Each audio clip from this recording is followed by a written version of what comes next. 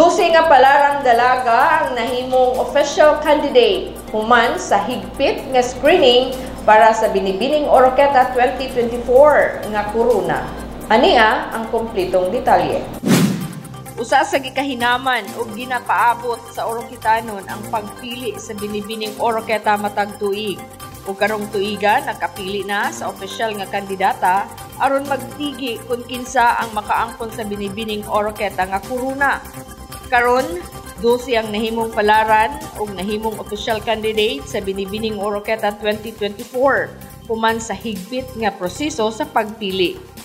Kini nga mga kandidata miagi kini sa usa ka makuting interview kalabot sa kasamtangang mga isyu nga may kalabutan sa bag-ong henerasyon aron usab makita ug mahibaluan ang ilang mga mahinungdanong pananaw kalabot sa mga hagit nga giatubang karon sa mga kabatan-unan.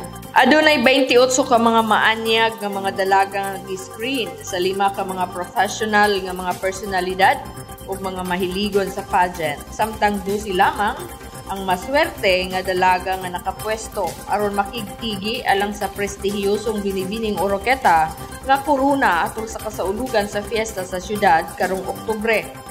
Kini nga kalihukan o sa ka-highlight sa selebrasyon sa kapistahan nga nagpakita nga adunay katahom o ginaadman ang mga Oroquetanons nga angay ikapasigarbo sa syudad.